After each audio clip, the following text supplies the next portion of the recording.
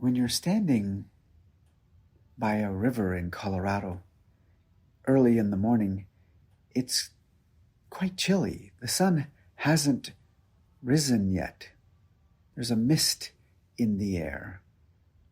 We're all standing here. We're at the beginning of a 7-day canoe trip on this river together.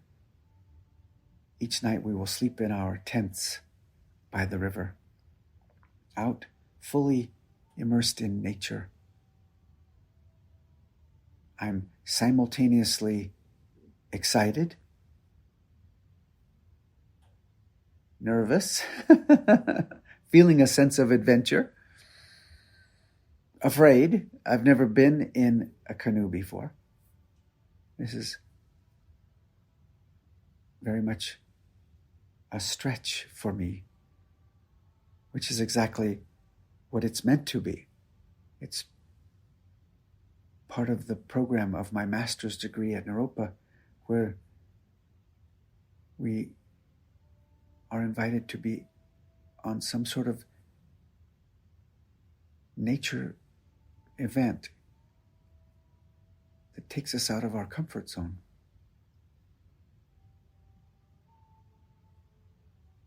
Here I stand, out of my comfort zone. He's handing us our life vests now and showing us how to put them on and explaining to us if we do tip over to lean back, kind of lay back, put your arms out to help kind of, paddle this way or that way to try to help you avoid whatever, rocks and things, and aim your legs downriver and just relax and everything will be okay.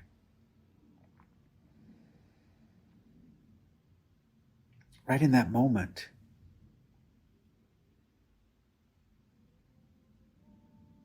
what appeared to me to be a white swan flies in to our left upriver and lands on the river, floating by us, looking right at me, it appeared, and making swan sounds at me. And to this day, I don't know if anyone else saw her. And I say her because she felt like a mother swan to me, making swan noises. And it only lasted for a little bit, and then she flew off. What was that? Do we even have white swans in Colorado? I grew up in Colorado. I've never seen a swan. But there it was. Or was it? Was it my imagination? Did anyone else see that white swan? That's all I could be aware of in that moment was her making swan noises at me, almost like she was wanting to get my attention. So now my attention's back to the orientation that our guide is giving us, and he's sharing with us how there'll be a section later after lunch that has a bit of a drop-off and some mild rapids. And make sure you just keep your canoes nice and straight through that section. Then he asks, who here has experience steering a canoe? And some people raised their hands, and I didn't because I've never even been in a canoe, let alone steered a canoe.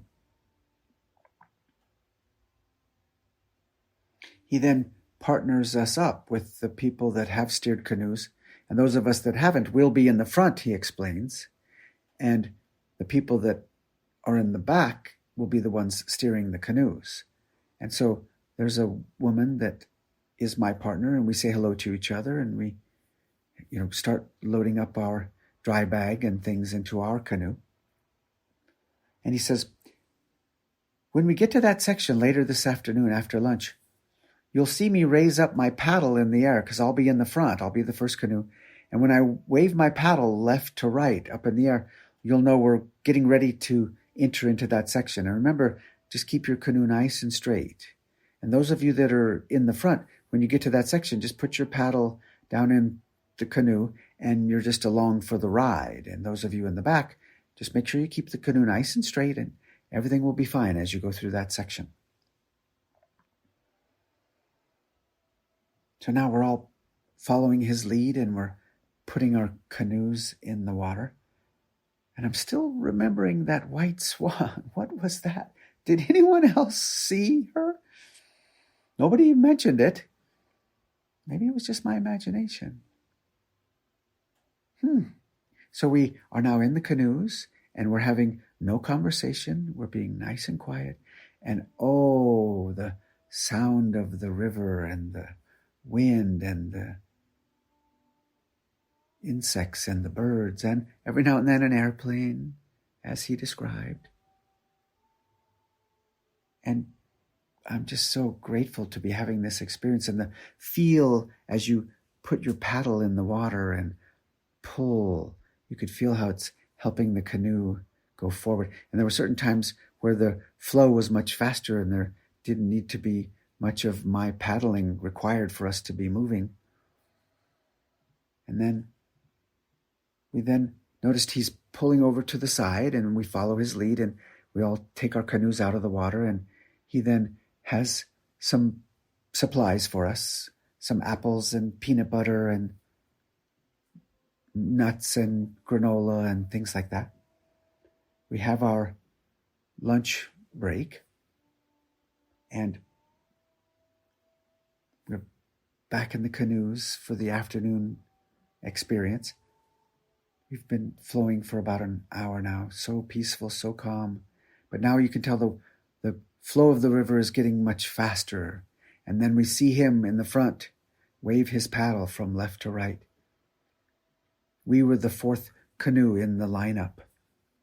And we see him and his partner go through nice and straight, and then you don't see them for just a little bit, and then you see them again. There was enough of a drop-off that you couldn't see him and his partner for a moment, and then we could see them, and then the second canoe goes through nice and straight, and the third canoe. Now it's our turn, and I was remembering he said just put the paddle in the canoe, which I did, and I'm just along for the ride, and I'm noticing that we're starting to get a little sideways. The left side of our canoe is starting to go a little bit toward the drop-off area. And I wanted to say something like, remember, we're supposed to keep our canoe straight through the drop-off, but we weren't supposed to speak, so I didn't say anything. And I'm noticing we're getting more sideways and more sideways and more sideways.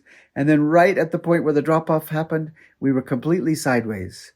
And we dropped down and everything was now in slow motion, out of linear time. And we drop into the dip and the river then shoots us straight up into the air in slow motion. The canoe is above us, upside down. My dry bag is flying. Her dry bag is flying. The paddles, she's flying kind of an opposite direction than the direction I'm flying. It's all slow motion.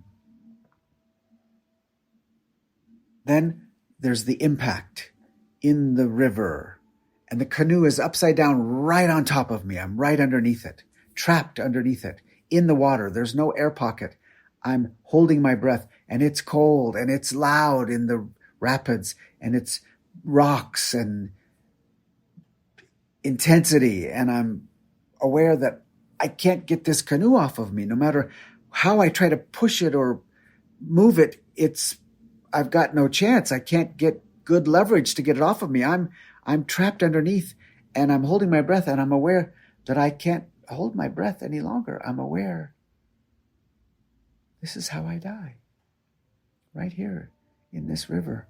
I wonder what it will feel like to take in that river water and experience death in the river, trapped underneath this canoe. And right in that moment, as I'm aware that I'm now going to die,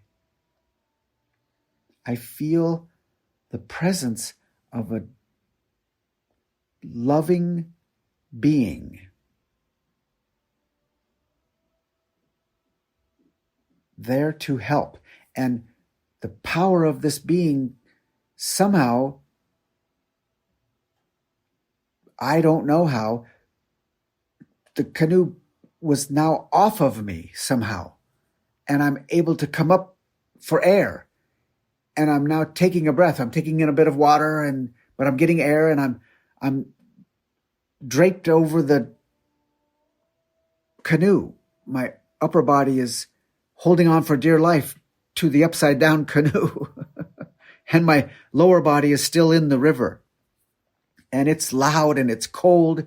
And I just survived death. And oh my goodness. And I've totally forgotten that I have a life vest on and to, just let go and all the things. I'm holding on. This is the only thing, in my view, that is keeping me from dying in this river, is holding on desperately to this upside down canoe. And from the bank of the river to my right, down the river a bit, I hear the sound of our guide.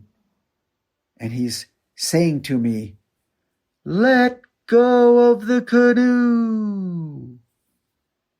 No, I'm not going to let go of the canoe. Are you not aware that this is the only thing keeping me alive?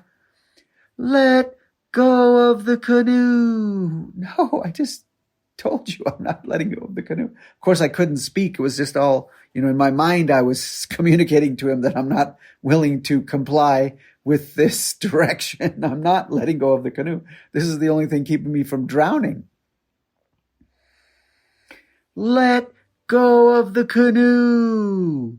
If you don't let go of the canoe, you could end up so far downriver we won't be able to find you. Uh-oh. What? I really have to let go of this canoe? Okay, here we go. And I've, as I say, totally forgotten I have a life vest on. And I am now in the cold, loud, rapidy river, doing the best I can to try to swim toward where I heard the sound of his voice. And I'm getting knocked around, and I'm taking in water, and I'm moving my arms as best I can, and I'm getting exhausted and cold and shivery, and I'm aware now that this is the last bit of energy I've got. This last motion with my right arm to do a bit of a swimming motion is all I got left. And right in that moment, I feel a very strong hand grab very firmly on my right wrist and pull me slowly out of the cold river and lay me up on a rock. And he starts doing CPR, and I'm coughing up water, and he's doing the whole CPR thing. And I'm kind of sometimes blacking out, sometimes aware of his, face and the energy of this CPR situation on the rock. And I'm sometimes not conscious and sometimes conscious. And then I just remember laying there on the rock, and he's no longer there with me. And I'm opening my eyes, and I'm just so grateful for how warm this rock is. It's this beautiful brown ochre color. All of the land around here is those colors. There's a lot of iron in the dirt and the rocks, and it's these red, ochre brown colors.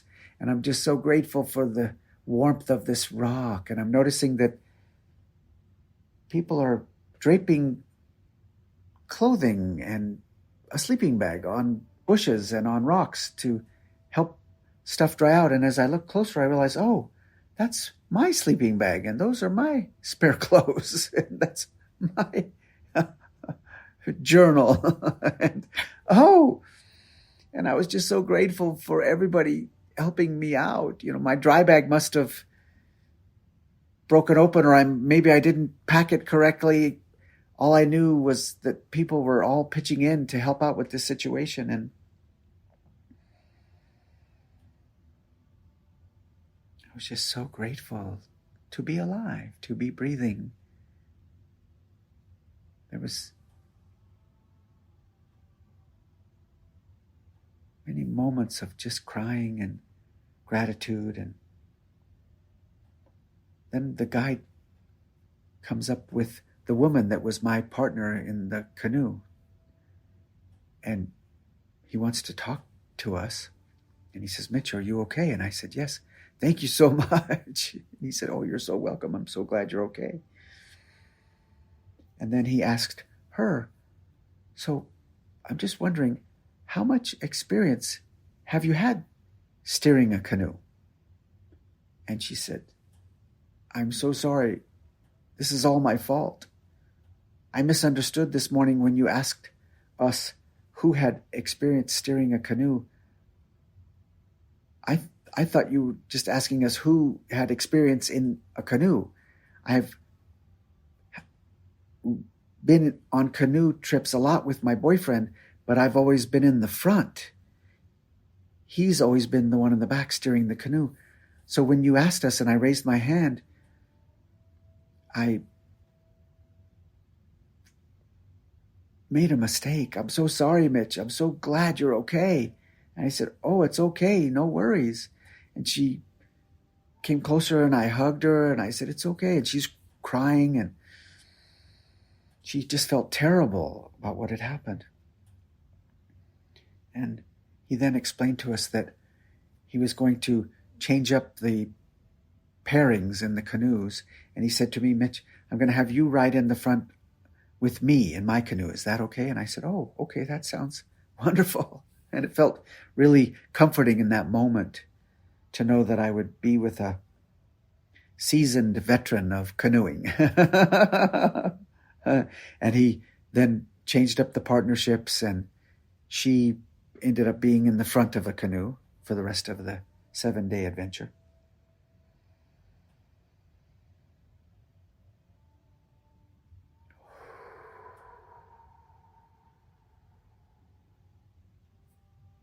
On the morning of the 4th day of our trip, he shared with us that we were going to now stay here for the whole day to give us all time to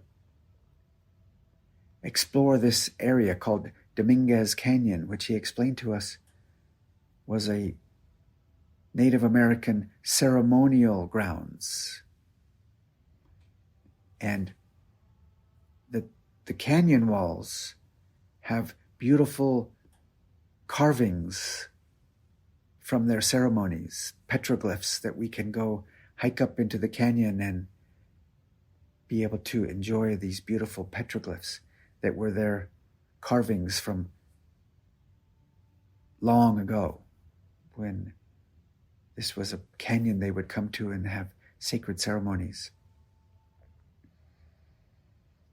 We then started our flow of sun salutation, the Hatha Yoga postures, and we're going through the sequence of those, and we're standing in the dirt there by the river, and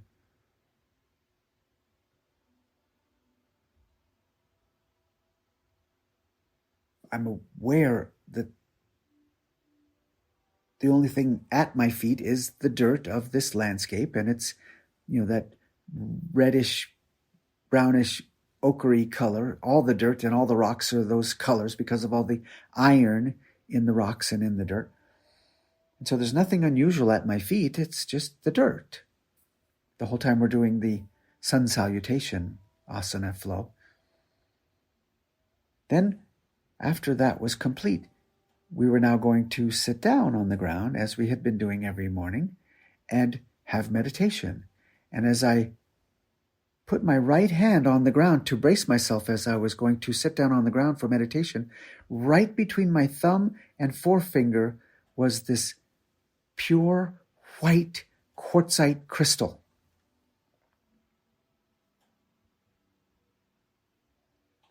And as soon as I saw this, I was aware that this did not originate on this land. This is not from this part of Earth. This came from somewhere else, and it wasn't there earlier when we were doing sun salutation, and now it's suddenly there right between my thumb and forefinger as I'm sitting down on the ground. And so I pick up this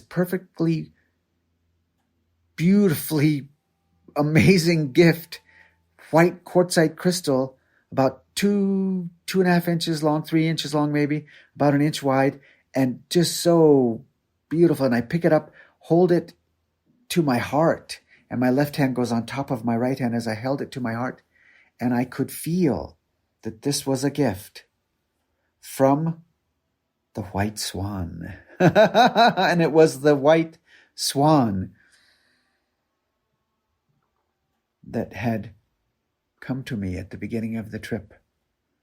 And I was aware there is a divine being that is of this white swan energy. I didn't know anything more than that, and I could just feel divine mother energy. And I was aware that she, this divine mother energy, this white swan motherly energy, is the being that helped the canoe be no longer on top of me. And I just started crying with gratitude to her. I could feel her presence with me as I held this white quartzite crystal, a gift of the white swan, to my heart for the whole meditation. And then when the meditation came to completion, it's now time for spontaneous poetry. And I heard these words within my awareness as the first line of my poem that I wrote in my journal that day. As I take my seat, I find an old friend. And as soon as those words were written in my journal, I put down my journal and the pen, picked back up the quartzite crystal that I had placed on the ground, held it to my heart again, and was aware that this was a phrase for me to really be available to. As I take my seat, I find an old friend. Right here in my heart, I can feel her presence. I can feel that I am what she is, this heart of being, this eternal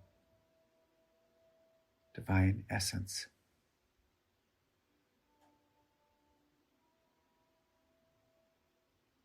And like when two rivers come together, and we call it a confluence,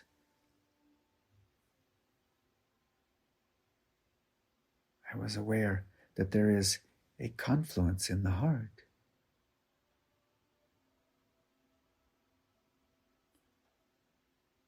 This is where we find each other, is in the heart.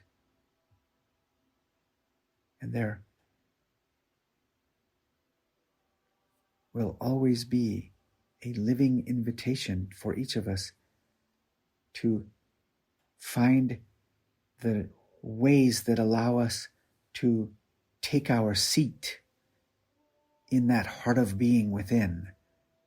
Moment to moment, we can take our seat in this